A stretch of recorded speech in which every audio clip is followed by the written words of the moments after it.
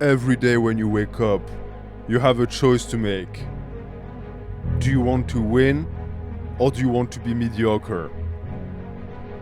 No one but you can answer that question, and ultimately, you will be the one to live with the consequences of this decision. When the time will come for you to look back at what you've accomplished with this life you've been given, blaming others for your choices will not suffice. It was you who decided to take the path of least resistance. You who preferred comfort and ease over the pain of solitude and discipline.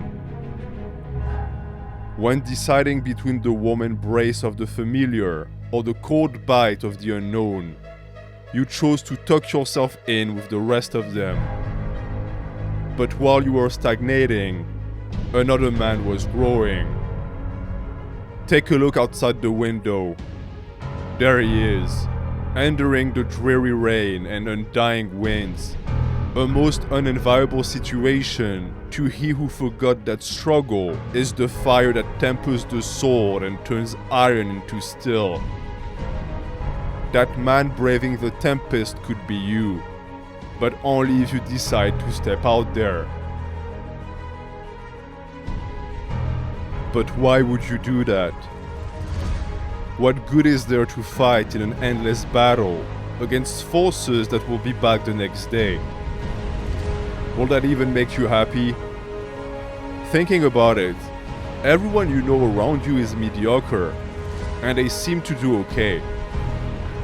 After all, aren't most people meant to be mediocre anyway?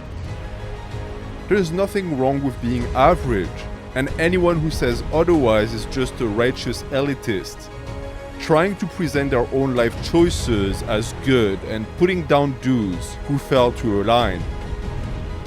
Seeking pleasure through comfort is a perfectly natural thing to do. After all, doesn't pleasure feel good? Why should I expose myself to potentially dangerous challenges when I have a perfectly safe comfort zone right there? What's more, there are lots of people with me, whereas the outside world is lonely, rampaged by a perpetual storm that soaks bodies and freezes bones. Those braving it are only fools.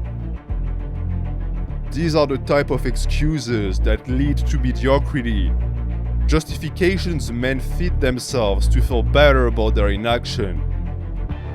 Apathy has become the norm because this world is poisoned by comfort. Humans suckling at the tit of a velvety beast that keeps them fat and docile. Joining their ranks is easy. You just have to give up. Stop striving. Turn your back on anything difficult. Forsake the very name of effort.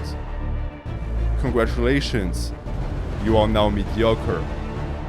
Look around you. Here's everyone else. Are you happy? No one wants to be mediocre, and yet men every day make the decision to be, not because they want to, but because they lack the willpower to have it otherwise.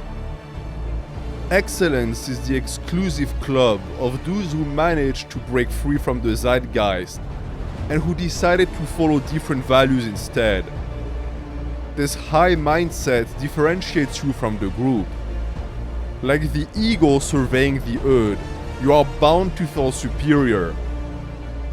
Anyone who tells you it isn't so is an agent of mediocrity, trying to rob you of your hard-earned pride. You have every right to place yourself above those who let inertia dictate their life, and their attempts at bringing you back to earth should comfort you in the notion that your separation from the haggard herd was the correct choice. Their irritation is proof that you have taken the virtuous path. That time spent alone is your most valuable asset, because it gives you space to figure out who you are and what you stand for.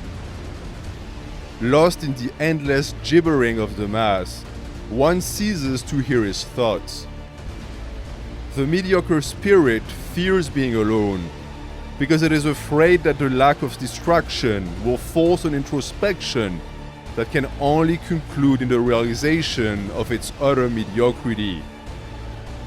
This ego fright birthed a culture of avoidance, its followers agglutinating their spirits around the comfortable flames of togetherness, in a desperate attempt to not be alone with themselves. In doing so, they sacrificed their one chance of being individuals. You didn't. Deep in the forest, you are hammering away at your soul, hoping with each spark to catch a glimpse of self-divinity. Your hands might be cold, but within you burns a fire.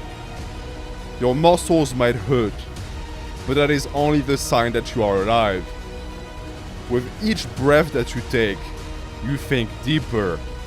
With each step, you draw closer. There you are. You have found yourself.